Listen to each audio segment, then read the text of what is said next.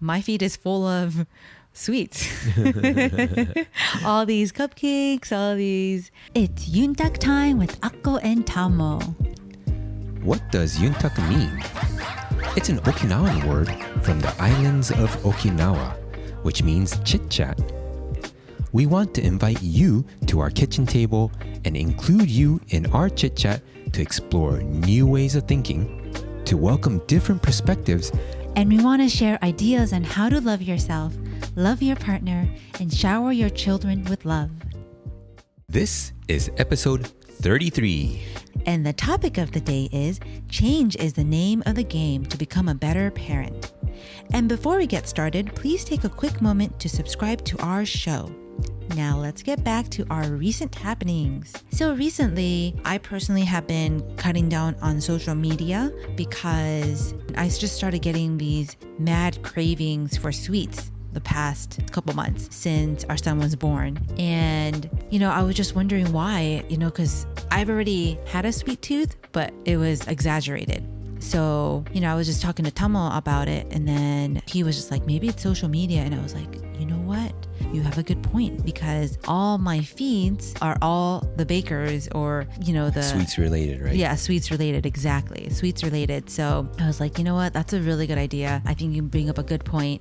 And so what I did was I just kind of cut social media, went off the grid for a good week. And then I was like, you know what? I wasn't craving that much. And because I wasn't craving that much, I was in a better mood and just, feeling a lot better. And so I've been continuing to do that. I'm not completely off the grid. What I do is during the weekdays, I'm not on social media. And then Saturday and Sunday is when I just check in and just see how everyone's doing. But that's what I've been doing. And it's been actually helpful as far as my diet. Cool. Yeah.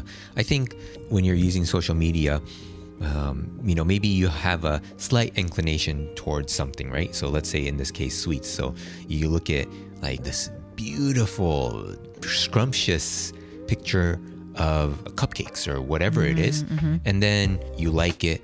And then the social media platform, it says, hey, she's interested in this. Let's force feed it to her, right? And so you start to see a lot more of this, and it just is a cascading thing where you just continue to see more and more of that. And so, yeah, I think if you're not too aware when you're using social media, it can you can drown in things like that. Exactly. Yeah.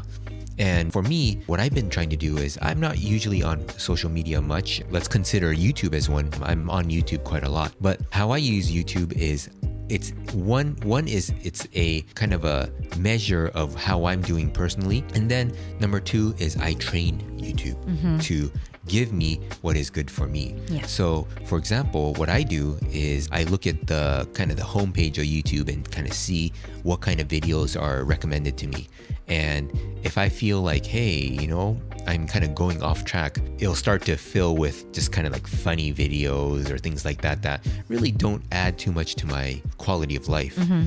Instead, what I do is I focus on things that I want to see more of, right? Maybe it's some sort of tutorial video or documentaries that are really informative and unbiased, things like that.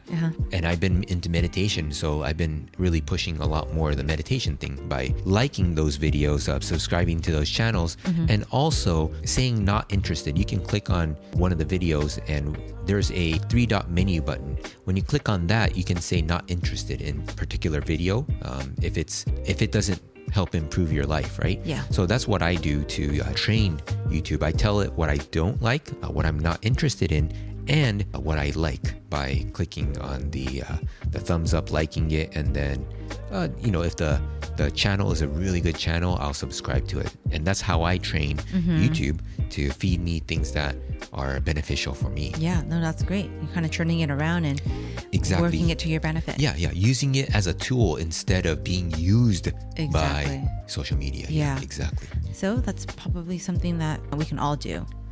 So I encourage everyone to look at their feed or homepage and see what they're watching. So next time you log on to social media, see it differently, see your feed from a different perspective. Definitely. And that'll help you. And no judging. Don't judge yourself during this time. It's okay. I mean, my feed is full of sweets. All these cupcakes, all these everything, desserts. So there's no judging yourself, and there's no need to put yourself down in any way. Yeah, definitely. We all fall for these things because social media is made so that you spend more and more time on it so that they can take the attention, and that attention is very expensive. That's really all we have. If you think about it, as humans, we can focus on certain things to get things done, right? So if you're super hungry, your focus goes to that hunger and you eat. Yeah. And so what social media is trying to do is take that attention and monetize it. Exactly. So yeah, don't feel bad about it. It's just think of it as learning about yourself even more and more, and helping social media help you. Exactly. All right, now let's get back to the topic of the day. Change is the name of the game to become a better parent. So we've been experiencing firsthand how fast our children grow. My goodness, they grow fast. So fast. And something that we've been noticing is, it's obvious, but how we treat our infant is very different than how we treat our toddler, right? So we have a toddler, our daughter, and then our son, who is an infant. Yes. And we treat them very differently. Just because the stages of growth, they're in very different stages. Although they're not that much apart, but in very different, cognitive states and physical growth and things like that. Exactly. And just as our children are growing at such a rapid pace, we want to lead by example that growth is a continuous process. And more than that, we as parents need to keep up with their rapid growth, which is not necessarily easy. Yes, not easy at all, but they keep us young and keep us growing by watching them. I mean, every day, our daughter and son, we're just like, oh my gosh, like they're growing in various ways, cognitively, physically. Yeah. And so for us, we both notice big cognitive jumps, especially in our toddler right now. Absolutely. One day she wouldn't know certain words. The next day, all of a sudden she's using new words and doing new things, and it's like, whoa. Yeah, it's like amazing. Yeah, it's amazing how much she's listening to us and watching us. Yep. So that gives us an opportunity to really become the better version of ourselves in every way, every minute, every moment. Right, because our children are watching with laser eyes, and they're absorbing everything. So we want to be the best role models that lead by example. Exactly. And so that's something that we've been noticing. And our children are a catalyst for our own growth as parents and as individuals. And they challenge us in many ways. You know that, right? Oh, yeah. And it is up to us to learn and to grow from these challenges. Yeah, definitely. Yeah. And challenges meaning, they know how to push our buttons in so many different ways. And we just have to stay equanimous, just stay calm, not react. We don't want to be pulled into their game. Yeah, exactly. Or their emotions or whatnot. Yeah. Exactly. We have to acknowledge our emotions, but not be pulled by their behaviors. Yes. And just as we mentioned in the past, our children are looking up to us to help them process that emotion, right? Exactly. So let's say if they're angry and having a tantrum, if we were to get angry and have a tantrum ourselves, then it just escalates the situation.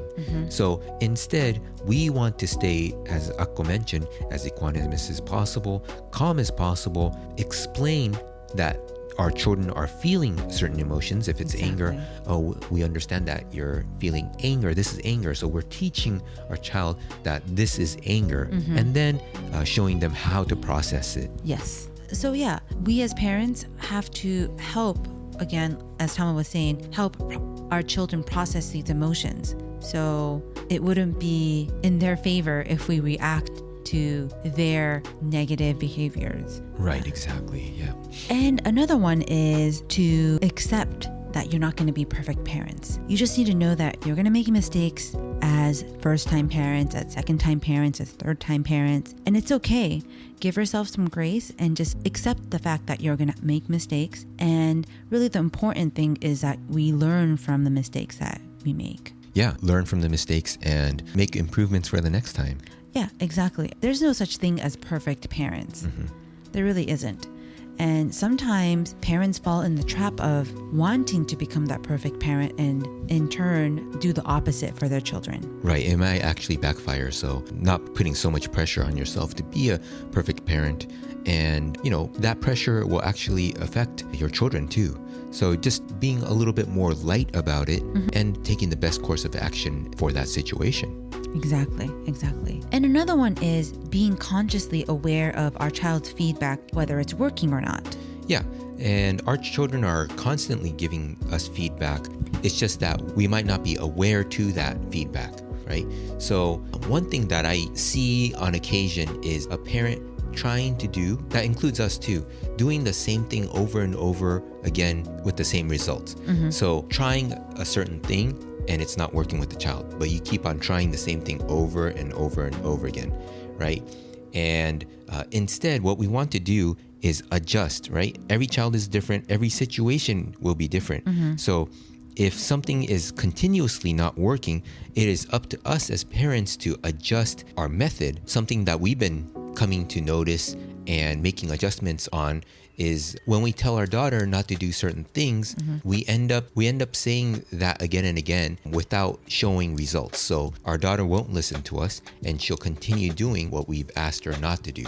So instead, at her development stage, what we decided to do is, instead of saying things over and over again, what we do is redirect her attention to something else. Exactly. So not just saying, hey, don't do that. Hey, don't do that. Instead of that, we just redirect her attention again to doing something else. So not saying don't do that, but instead do this. Exactly. And that's been helping a lot better. So. Yes, do this instead. And it can actually mean the same thing too, but we're just saying it in a different way. Right. And redirecting her energy into something different that we would love for her to do or is much more productive. Yeah. Exactly. So I hope these things help you. Yeah. And the question of the day is, in what way does your child challenge you most? We'd love to hear from you. Please come and say hi on our new website by going to akkoandtamo.com. That's AKKOANDTAMO.com, and subscribe to our email newsletter to keep up to date with each new podcast. All right. Take care. Bye.